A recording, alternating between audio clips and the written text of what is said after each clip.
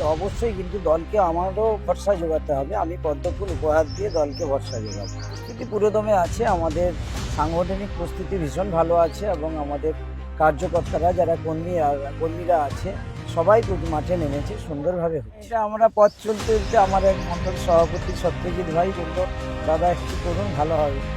দুবরাজপুরের যিনি বিজেপি প্রার্থী রয়েছে তাকেও একইভাবে দেখা গেছে যে একজন সাধারণ ব্যক্তির দাড়ি কামিয়ে দিতে, সেইখান থেকে কোনোভাবে ভাবনাটা না না না না, এরকম কারোর প্রতি কারু দেখে কিছু ভাবনা নেই। পথ চলতে চলতে যেটা হচ্ছে সেটাই, কারু দেখে কোনো ভাবনা নেই। আর ভাবনা চিন্তা অনেকটা উঁচুতে আছে। হেলিকপ্টারে নেমে চলে যান, মানুষের সঙ্গে আর মিশেন না। স্বাভাবিকভাবে মানুষের চাওয়া পাওয়া, যন্ত্রণা, অভাব, অভিযোগ আর ওনার এই যে রাস্তা আপনি এতক্ষণ এলেন, এই রাস্তা দেখছেন, এই যন্ত্রণা উনি আর অনুভব করেন। দেখুন, সনাতনী ধর্মকে বাঁচিয়ে রাখার পবিত্র দায়িত্ব কর্তব্য আমাদের সনাতনী মানুষ হিসাবে আছে। সেখানে কারো কোনো অভিযোগ থাকলে আমাদের কিছু বলার নেই। আমরা কাছে থাকবো। আমরা মুর্শিদাবাদে দেখেছি কিভাবে আমাদের প্রাণ গেছে, আমরা বাংলাদেশে হিন্দুদের নির্যাতন দেখেছি। স্বাভাবিকভাবে কেউ আমাদের বিরুদ্ধে অভিযোগ তুললেও আমরা কিন্তু সনাতনীদের পক্ষেই থাকবো। দিদি, ভাঙাচোরা রাস্তায় এভাবে সাইকেল চালাবেন না। আপনার দিদির মতো যদি এবার ঠ্যাং ভেঙে যায় তাহলে আমাদের খুব কষ্ট হবে। তাই আপনি প্রচার করছেন, ভালোভাবে প্রচার করুন। সব থেকে বড় যেটা সাহায্য আমি করেছি সেটা হচ্ছে ভুবনেশ্বর আর কটকে শুভেন্দুবাবুর চিঠি, সৌমেন্দুবাবুর চিঠি বারবার পৌঁছে দিতে হয়েছে। কতদিন আর উড়িষ্যায় আমরা চিকিৎসা হতে যাব? কতদিন আমাদের এখানে এমস হবে না? কতদিন আমাদের এখানে হসপিটালের স্বাস্থ্য পরিষেবা ভালো হবে না? আমি জেতার প্রথম এক সপ্তাহের মধ্যে ডিএম প্রশাসন, পুরো প্রশাসনকে তুলে এনে তাদের ঘর দেওয়ার আগে ব্যবস্থা। 2026-এর বিধানসভা নির্বাচনের প্রার্থী তালিকা ঘোষণার পরে কিন্তু প্রতিটি রাজনৈতিক দলই তাদের প্রচারে নেমে পড়েছে। কিন্তু এর মধ্যেই নিজের অভিনব প্রচারের মাধ্যমে ভাইরাল হয়ে গেছেন নারায়ণগড় বিধানসভার বিজেপি প্রার্থী রমাপ্রসাদ গিরি। আপনারা আমাদের চ্যানেলের মাধ্যমেই দেখতে পেয়েছেন, তিনি কিন্তু একদম প্রচারের মাঝে একটি সাধারণ সেলুনে ঢুকে একজন সাধারণ ব্যক্তির দাড়ি কামিয়ে দিচ্ছেন, একেবারে যেন ঘরের ছেলে ঘরের মানুষ। আজ সেই রমাপ্রসাদ গিরি আমাদের সাথে রয়েছেন, আমরা তার এই অভিনব প্রচারের বিষয়ে জানবো এবং জানবো নারায়ণগড়ে বিজেপির ভিত কতটা শক্ত। নমস্কার দাদা। আচ্ছা, দল যে আপনার উপর ভরসা দেখিয়েছে, আপনাকে টিকিট দিয়েছে, এটাতে কতটা আপ্লুত আপনি? কিন্তু অবশ্যই কিন্তু দলকে আমারও ভরসা যোগাতে হবে। আমি পদ্মফুল উপহার দিয়ে দলকে ভরসা যোগাবো। আচ্ছা, এই যে প্রচার চলছে রীতিমতো, প্রস্তুতি কতটা হয়েছে? প্রস্তুতি পুরোদমে আছে, আমাদের সাংগঠনিক প্রস্তুতি ভীষণ ভালো আছে এবং আমাদের কার্যকর্তারা যারা কর্মীরা আছে সবাই মাঠে নেমেছে, সুন্দরভাবে হচ্ছে। আচ্ছা, আপনি তো ইতিমধ্যেই ভাইরাল হয়ে গেছেন, সোশ্যাল মিডিয়ায় রীতিমতো শোরগোল ফেলে দিয়েছেন যে একজন সেলুনে ঢুকে একজন সাধারণ ব্যক্তির দাড়ি কামিয়ে দিচ্ছেন। এই অভিনব ভাবনাটা কি করে এলো? এটা আমরা পথ চলতে চলতে আমার এক মণ্ডল সভাপতি সত্যজিৎ ভাই বললো, দাদা একটু করুন, ভালো হবে। আমি বললাম তাই হোক। আচ্ছা, আপনার আগে দুবরাজপুরের যিনি বিজেপি প্রার্থী রয়েছে তাকেও একইভাবে দেখা গেছে যে একজন সাধারণ ব্যক্তির দাড়ি কামিয়ে দিতে, সেইখান থেকে কোনোভাবে ভাবনাটা না এসেছে? না না না, এরকম কারোর প্রতি কারু দেখে কিছু ভাবনা নয়। পথ চলতে চলতে যেটা হচ্ছে সেটাই, কারু দেখে কোনো ভাবনার ব্যাপারই নেই। আচ্ছা, আপনাদের দলের নেতা শুভেন্দু অধিকারী বলছেন যে বিজেপি এবার 177-এর অধিক আসন পাবে, কিন্তু সেখানে দাঁড়িয়ে মমতা ব্যানার্জি বলছেন 2026-এ 226টা আসন পাবেন, কি বলবেন? দেখুন, মমতা ব্যানার্জি মানুষের সঙ্গে আজকে নেই, ফলে তার ভাবনা চিন্তা অনেকটা উঁচুতে আছে। হেলিকপ্টারে নেমে চলে যান, মানুষের সঙ্গে আর মেশেন না। স্বাভাবিকভাবে মানুষের চাওয়া পাওয়া, যন্ত্রণা, অভাব, অভিযোগ আর ওনার এই যে রাস্তা আপনি এতক্ষণ এলেন, এই রাস্তা দেখছেন, এই যন্ত্রণা উনি আর অনুভব করেন না। এক একটা গ্রামে যান, কত কাঁচা বাড়ি আর কিভাবে আদিবাসী মানুষজন বসবাস করেন, কত দারিদ্রতার সীমায় নিচে বসবাস করেন, এটা উনি আর ভাবনা চিন্তার মধ্যে উনার নেই। স্বাভাবিকভাবে উনি কি হয়েছে, উনি যা করেছেন ওনার ভাইপোর জন্য করেছেন।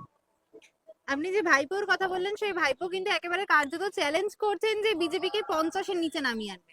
দেখুন, মাটিতে তো উনি কোনোদিন চলেননি, উনি তো হেলিকপ্টারে ঘুরে ঘুরেই আসেন। এখানেও যখন আসেন হেলিকপ্টারে ঘুরে ঘুরে আসেন। নারায়ণগড়ে উনার সভা বাতিল হলো কেন? লোক পাবে না বলেই তো বাতিল হয়েছে। 25 তারিখ উনারাই দিয়েছিলেন, আমরা তো কেউ বলিনি যে নারায়ণগড়ে আসতে হবে, দিতে হবে।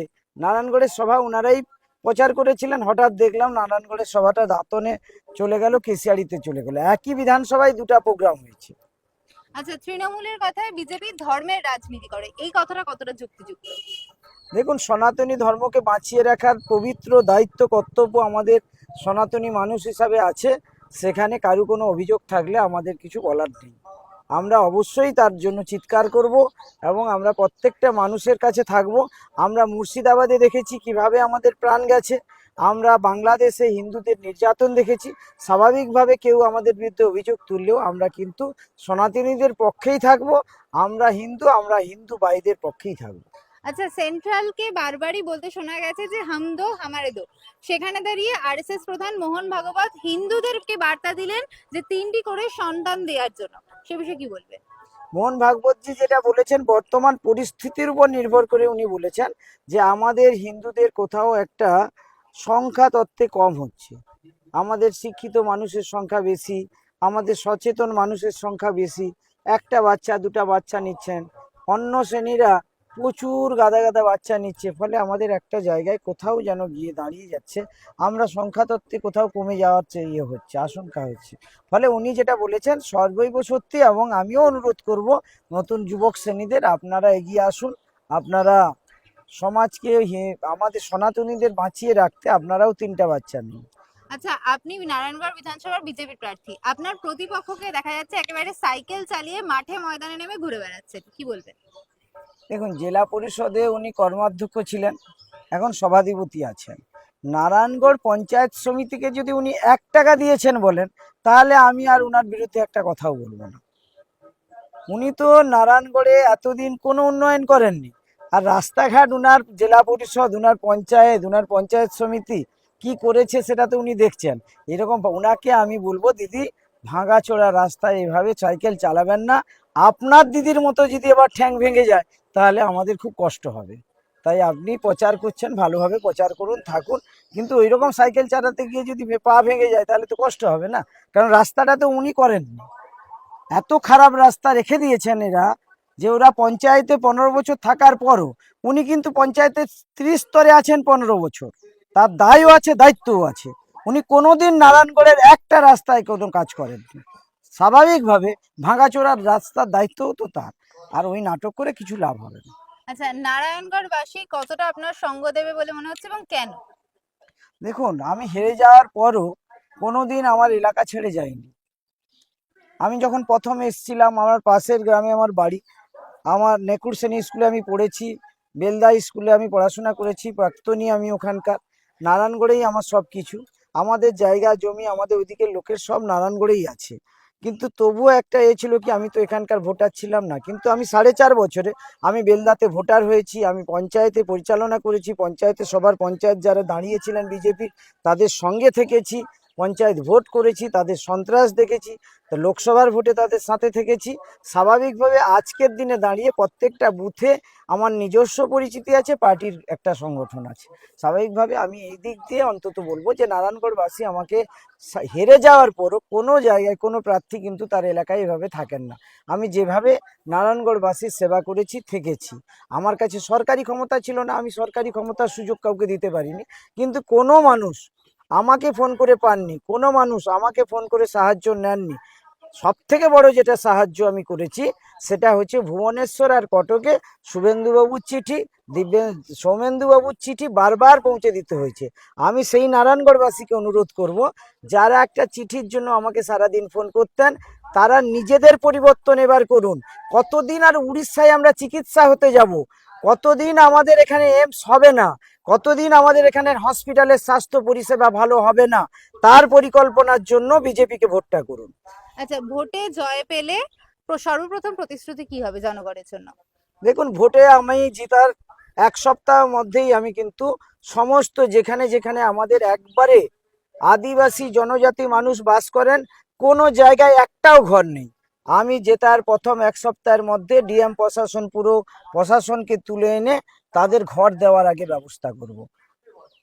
আমরা যেটা 1,500-কে 3,000 অন্নপূর্ণা ভান্ডারে দেব, সেটা তো অবশ্যই দেওয়া হবে, সেটা তো সরকার সার্বিক দেবে, কিন্তু আমার এলাকার প্রত্যেকটা গৃহহীন মানুষকে গৃহ দেওয়ার পবিত্র দায়িত্ব এবং কর্তব্য আমার থাকবে তাদের এমএলএ হিসাবে। আমি সেটা অবশ্যই 1 সপ্তাহের মধ্যেই কাজ শুরু করব। আর রাস্তার দায়িত্ব আমার যারা পবিত্র দেবতুল্য কার্যকর্তারা আমার হয়ে খাটছেন, আমার হয়ে কাজ করছেন, তারা যেখানে শুরু করবেন প্রথমে সেই রাস্তাই প্রথম হবে। অসংখ্য ধন্যবাদ। আপনারা এতক্ষণ শুনলেন রমাপ্রসাদ গিরির কথা। তার কথায় কিন্তু একেবারে পরিবর্তনের ডাক দিচ্ছেন তিনি। পাশাপাশি তার সর্বপ্রথম প্রতিশ্রুতি হবে যে যেসব মানুষ গৃহহীন রয়েছে এই এলাকায় তাদেরকে গৃহ দেওয়া। পাশাপাশি আপনারা তার কথা শুনলেন, তিনি কিন্তু তার প্রতিপক্ষ নেত্রীর সঙ্গে দলনেত্রীকেও একই সুরে কটাক্ষে বিঁধলেন। এরকমই আরো নিউজের জন্য চোখ রাখুন সময় 365 পর্দায়। ক্যামেরায় অনুপমের সঙ্গে ঈশা ভক্তের রিপোর্ট, সময় 365 নারায়ণগড়।